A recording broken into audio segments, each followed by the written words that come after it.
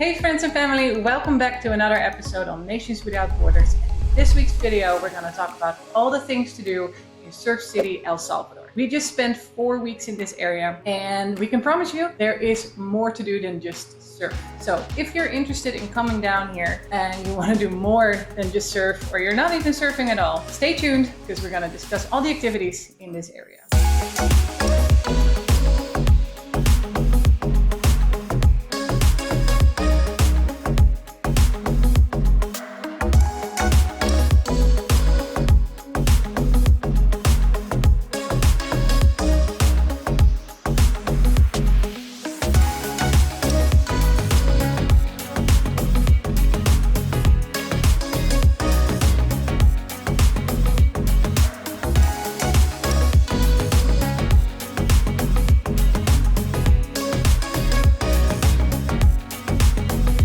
Alright, so let's give you some more context around exactly what Surf City is, because if you were to Google Surf City El Salvador on Google Maps, it's not going to bring up an exact location. Surf City is a region in El Salvador. In fact, it's two different areas, but this is the name that the El Salvadorian government has given to these regions, specifically to market El Salvador, to bring in more tourism, more attractions, because El Salvador is one of its #1 attractions and I guess exports is its waves. It has an abundance of world-class surf breaks, specifically right-hand point breaks. It has a lot of those, which I love. So area 1 would be from La Libertad all the way to El Zonte and everything in between there, including El Tunco, K59, and then there is area number 2, which is more on the eastern coastline, which includes Mango, which is world famous, and Las Flores. On top of these surf breaks, the government has also been building up lots of local infrastructure in preparation for the projection of increased tourism, building new highways. On our way out, when we were driving, we passed by some major highway development. Looks like it's going to be a brand new 4-lane highway going all the way to El Zonte. So there is a lot of new development being built around this region. Yeah, so the government invested heavily in this area to attract more tourists, but they also added more things to do that are not necessarily about surf. So for example, in La Libertad, there is Sunset Park. There is Will and all in our list. We've been there. So yeah, there's more to do. Let's talk about surf. There was a ton of activities to do in this area for families or whether you're solo. Obviously, surf is the big one, hence why they call it Surf City. So I fell in love with the surf here. I think it's one of my new favorite surfing destinations. My buddy Luke that we came to visit there, he surfs, so that works out great. We went surfing almost every morning. We stayed in the residential neighborhood of Atami, which is a 10-minute drive from El Zonte. So El Zonte was the main surf break we were surfing. It has a beach break and a right-hand point break. We surfed the beach break most of the time because with the conditions, that's just what was working. But it was a ton of fun. Me and Luke, we had a blast out there. We had a couple of really good days where, I caught a lot of waves. I was super stoked. Unfortunately, I wasn't filming on that day, but anyways, we got a ton of footage and it was great surfing out there. We also went to La Bocana, which is kind of an A-frame in front of El Tunco. That's also one of the more popular surf breaks over there. Next to La Bocana is Somzal, which is, from what Luke tells me, one of the more popular waves, one of the most crowded, popular for more beginner level, longboarders. I looked at it, but didn't get to surf it. And then also Punta Roca, that is, I would say, probably the most famous right-hand point break there. That's where the WSL holds their annual competition every year. Fortunately, I didn't get to surf that. It was on purpose. I give myself plenty of reasons to come back. We also checked out K59. But there's just plenty of amazing surf. And especially if you're someone who's at an intermediate level, which I would consider myself at, it has these point breaks. They're these big walls and it just gives you plenty of time to practice your turns. So it was amazing. I could go on forever. So if you want to do something else, then surf. She likes to take pictures of me surfing, which is great. If I have time, yes. Another thing to do is yoga. I went to a yoga class that was guided by our friend Gabby. She teaches at Puro Surf. Puro Surf is, I would say, something to check out. by itself to stay there because they have a skateboard, they have surf classes, they do ice baths, they have all kinds of activities and including yoga. Everything else is for guests only, but yoga you can just walk in and pay a fee for yoga class with Gabby. And I loved it. The chala that has like an ocean view, just look out on the ocean. It's just stunning. The location is stunning. The restaurant is also amazing. There's yoga everywhere. You don't have to go specifically to Puro Surf. There is yoga everywhere. I just had it. And on top of that, if you know me, besides surf, I like to skateboard and I travel with my skateboard. So in like many surf towns, there are a couple of skate parks to choose from. Granted, the 2 skate parks I found were more just like small skate bowls, but you know, something is better than nothing. And what's cool is the skate bowl that's in Zonte is right in front of the surf break. So when Luke and I would go there, if the conditions were, you know, not great, we had our skateboards in the truck and then we would just skate the bowl and, you know, get our physical activity in that way. And it's a pretty fun bowl, like whether you surf skate or you're a regular skateboarder, like myself, there is one wall that has some pretty good transition. Yeah, it's super fun. We had plenty of great sessions there. Luke was on a surf skate and I was on my regular skateboard. And yeah, it was a lot of fun. And with the humidity there, like you're going to be dripping sweat. So yeah, good exercise. And we met a couple of girls there that were pretty cool. And they gave us the word that the government has big plans to make some like really nice skate parks that they're going to start building soon. They might have even already started construction on it. So I'm really excited to come back next time because hopefully by then the skate parks will be ready to go. Okay, the 4th activity that you can do in the area is Sunset Park, as mentioned. It has a Ferris wheel. This has been created to attract more tourists, so it's fairly new. What I heard is that before this area was really not nice. It was pretty sketchy to go there. Right now, it has restaurants, it has a playground, it has games to play, like roller coasters. There's a mini roller coaster. It's not even that many. Yeah, they have different like roller coaster and theme park rides, and the area is very clean, so it does feel new. They built it in the last 2 or 3 years, but it kind of has, it's like a boardwalk, you know, kind of has not like a Venice vibe to it, but I could see over the years as this area develops, like gonna have a really cool vibe. Yeah, it has a long pier as well where all the fishermen come ashore and sell catch of the day.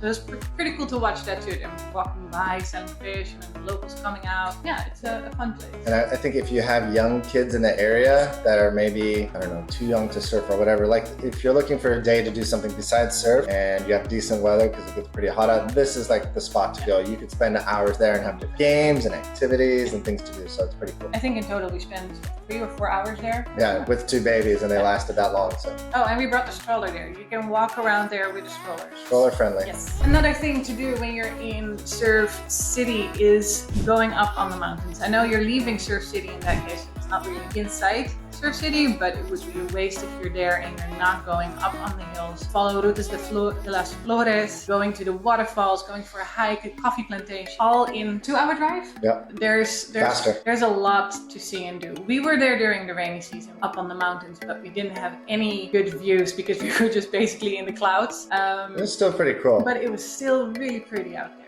Really pretty, and yeah, you go up into the mountains and you're just like, you're in the thick jungle. It's super green. Since it was rainy season, we had ambitions to hike, we had plans to hike, but unfortunately the weather didn't allow for it, so we're excited to come back and do more hiking. But very beautiful up there, the coffee plantations. We went to a taco, which is this town, and we went to a really beautiful cafe. I think it was Cafe Azul, and they have some really cool art there hanging up. I wish we had room to buy some of it and pack it, take it with us, but the food and coffee was also delicious. Also, to get there, we took part of Ruta de las Flores, and it's called that way because if you're coming there in the right season, you will see fields of flowers. It would be a super beautiful ride. So I think you're going there between March, April, that time, then there's all the flowers. So if you're there with your family, make sure you do a weekend up in the mountains. Another, number 6 is get a massage or go to a spa, treat yourself. I did.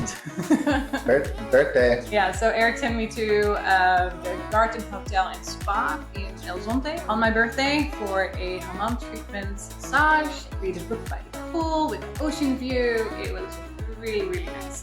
This is not, of course, the only place where you can get a massage, but I think it is the only place where you can get a hammam treatment. Go check that out if you're interested in that. For massages, there's multiple places you can go. And then if for some reason you want to get some other physical activity besides skateboarding and surfing, there is, of course, plenty of gyms. Well, plenty. There's one really good gym in El Tunco that I went to. It's called Vibes Wellness House. I knew I was going to be surfing most of the time, so I bought a 5-day pass for $25. Side note, El Salvador is on USD for currency, which is really convenient for me because I'm American. But $25 for 5 days. And yeah, I went there with our friends Jerry and Leo. They were in town and we went there. And yeah, great gym. Because, you know, most of these small beach towns have, you know, not the best gyms. The equipment's kind of old or rusted from the salt in the air. But this one was pretty good. It is not totally enclosed in air conditioning, but they do have fans and ventilation, and the equipment was pretty good. So I liked it a lot.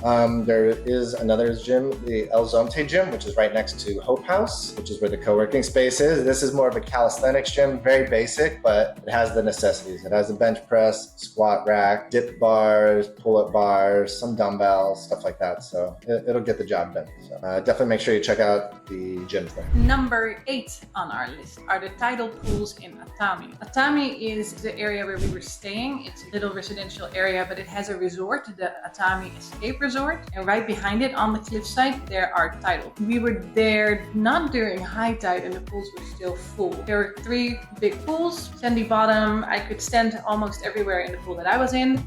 There's like a really nice cliff walk all the way down to the private beach that belongs to the residential area of Atami. It's really beautiful, and especially during sunset, I can highly recommend just walk there. And it's kid friendly. It's not a scary walk or sketchy or whatsoever. It's a really nice walk, not too hard. There are stairs, of course, but yeah. They're very beautiful. It's fun with kids. I can totally see that. All right. We got a really cool family photo there. Yeah. Another thing on cliff sides is the sea caves in El Zonte. I wanted to go there, but it was high tide and I couldn't reach it. But there are, if you're at the beach of El Zonte and you walk away from the riverside, so you're going all the way to the other side of the beach, then there is sea caves. Go in, there's a cool staircase that goes to villa on top of it. Yeah, it's an interesting place to go check out, especially if you have kids. It's a cool adventure to just explore that side of the beach. The last thing on our list for activities within Surf City is, I would say, almost all the restaurants that have a ocean view. They're all built on the cliff for sunset. We've visited really nice restaurants. Yeah, I mean, one of the #1 reasons why people travel is to eat, right? So, of course, one of the top activities to do is try all the local cuisine, the restaurants, and everything else. So, definitely got to try your pupusarias. Yes. Suiza was the one recommended to us, and I even mentioned it to some locals, and they were like, well, Suiza's like the best of the best when it comes to pupusas. So, try Suiza.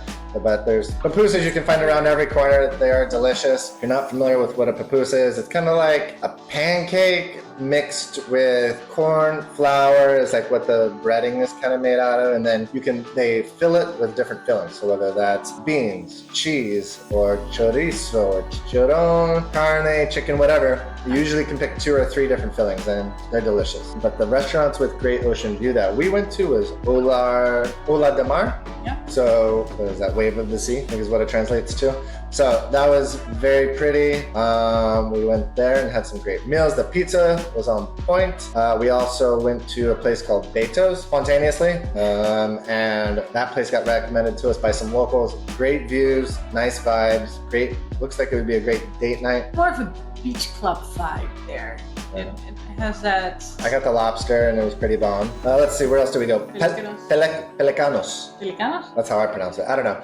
Anyways, it's the restaurant inside of the Atami Resort, which is in the neighborhood that we stayed in, and we went there for Josie's birthday. Yeah. About food and stuff, it's not necessarily an activity to do, but if you want to have food delivered to your house, there is an app. It's not Uber Eats, it's Pedidos Ya. I'll share a link in the description. But Suiza, for example, delivers pupusas to your house. Yep. When you're signing up, they want you to enter a phone number from one of the Central American countries, but it is not required. So it's a little bit of a hack. Josine just put her Dutch number in there and it let us sign up. But yeah, the only thing is that if they need to message you for whatever reason, maybe they don't have the ingredients you need, like we ran into, they can't contact you, and then they'll cancel your order, and then you'll. That happened. Yeah. So just be aware of that. But yeah, there's plenty of restaurants. Like El Tunco has a plenty.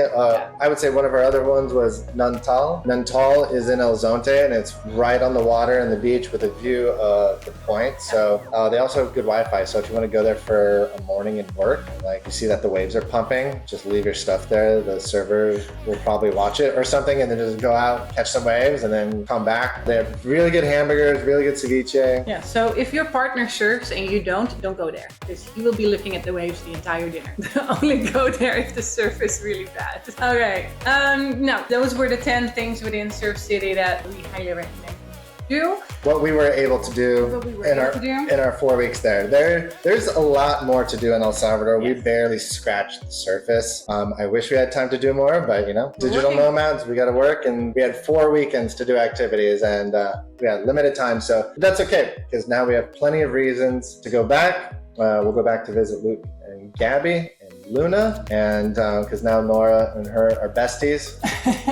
And so we got to go back. I'll be going back for the surf especially, but El Salvador is like the land of the volcanoes. They have a specific nickname for it, but that's why all the beaches are like black sand, because of the volcanic rock. It's like basically made up of volcanoes. So there are plenty of amazing hikes to do on the volcanoes, lots of waterfall hikes, and we are outdoorsy people. We like to go on hikes whenever, you know, just kind of limited when you have a young baby. So we're coming back when Nora's older, so we can do hikes. Mm-hmm.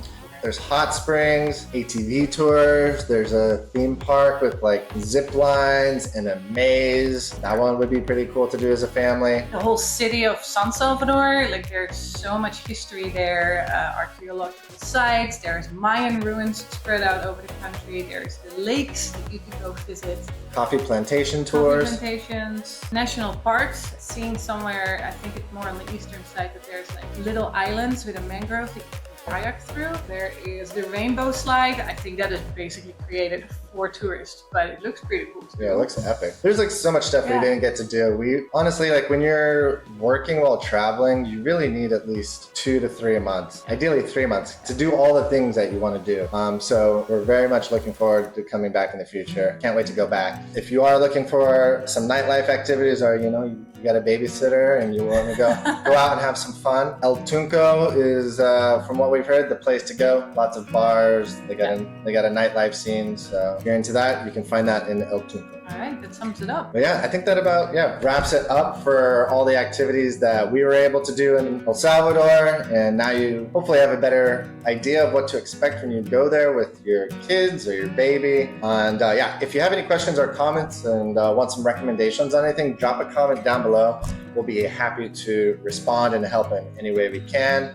Pass along any contacts for the tours or Airbnbs or car rentals that we did. But yeah, thank you for watching. If you haven't already and you find our content entertaining or valuable, like and subscribe. But other than that, we will see you for next week's episode. All right, adios. Adios.